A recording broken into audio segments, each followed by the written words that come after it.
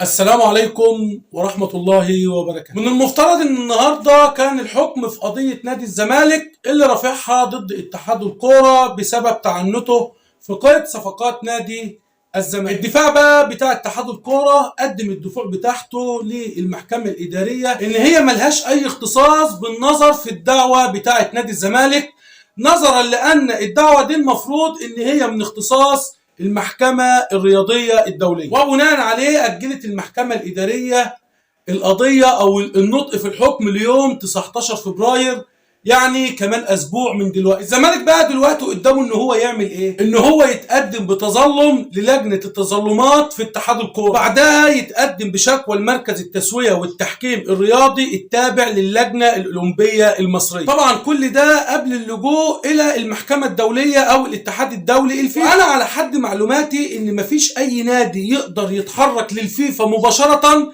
الا عن طريق الاتحاد الاهلي بتاعه. يعني عشان نادي الزمالك ان هو يصعد الامر ده للفيفا لازم يكون عن طريق اتحاد الكوره، وبالفعل المستشار مرتضى منصور قدم طلب لاتحاد الكوره بيطلب فيه التصعيد للفيفا. بس هنا السؤال، هل اتحاد الكوره هيوافق على طلب نادي الزمالك؟ القصه كلها يا اخواتي ان بالفعل في مؤامره معموله على نادي الزمالك، في تعنت من قبل اتحاد الكوره ضد نادي الزمالك بشخصه. عموما هو في اجتماع النهارده لمجلس اداره اتحاد الكوره هيدرسوا بقى ويناقشوا طلب نادي الزمالك في التصعيد. بس اللي انا هقوله صعب ان اتحاد الكوره يوافق على طلب نادي الزمالك. هي دي الاخبار اللي بخصوص قضيه قيد صفقات نادي الزمالك، اللي اتحاد الكوره المصري ملوش اي اختصاص ان هو يوقف قيد نادي الزمالك.